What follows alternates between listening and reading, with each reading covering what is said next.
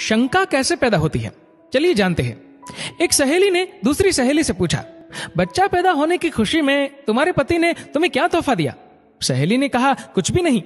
उसने फिर सवाल करते हुए पूछा कि क्या ये अच्छी बात है? क्या उसकी नजर में तुम्हारी कोई कीमत नहीं?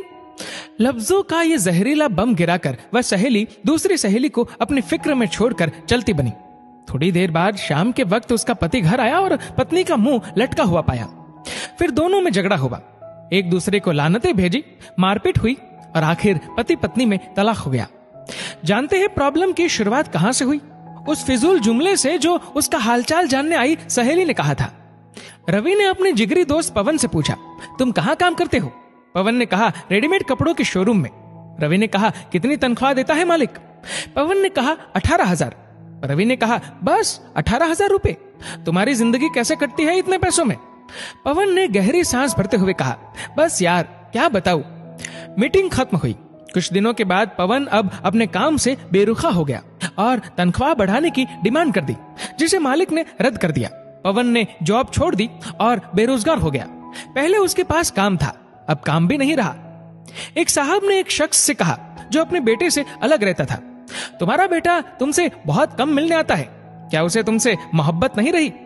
बाप ने कहा, बेटा ज्यादा व्यस्त रहता है, उसका काम का रूटीन बहुत सख्त है, उसके बीवी बच्चे हैं, उसे बहुत कम वक्त मिलता है। पहला आदमी बोला, वाह ये क्या बात हुई, तुमने उसे पाला पोसा, उसकी हर ख्वाहिश पूरी की, अब उसको बुढ़ापे में व्यस्तता की वजह से मिलने का वक्त नहीं मिलता है, ये तो ना मिलने का बहाना है। इस बातचीत के बाद बाप के दिल में बेटे के प्रति शंका पैदा हो गई। बेटा जब भी मिलने आता वो यही सोचता रहता कि उसके पास सबके लिए वक्त है सिवाय मेरे। याद रखिए, जुबान से निकले शब्द दूसरे पर बड़ा गहरा असर डाल देते हैं। बेशक कुछ लोगों की जुबानों से शैतानी बोल निकलते हैं। हमारी रोजमर्रा की जिंदगी में बहुत से सवाल हमें बहुत मासूम लगते हैं, जैसे तुमने ये क्यों नहीं खरीदा, तुम्हारे पास ये क्यों नहीं है, तुम इस शख्स के साथ पूरी जिंदगी कैसे बिता सकती हो, तुम उनकी बात कैसे मान सकते हो, वगैरह वगैरह। इस तरह के बेमतलब ही फिजूल के सवाल नादानी में या बिना मकसद के हम पूछ बैठते हैं, जबकि हम ये भूल जाते हैं कि हमारे ये सवाल सुनने वाले के दिल में नफरत या मोहब्बत का कौन सा बीज बो रहे हैं। आज के दौर में हमारे इर्द गिर्द समाज या घरों में जो टेंशन टाइट होती जा रही है, उन समस्याओं की जड़ तक जाया जाए तो अक्सर उसके पीछे किसी और का हाथ होता है।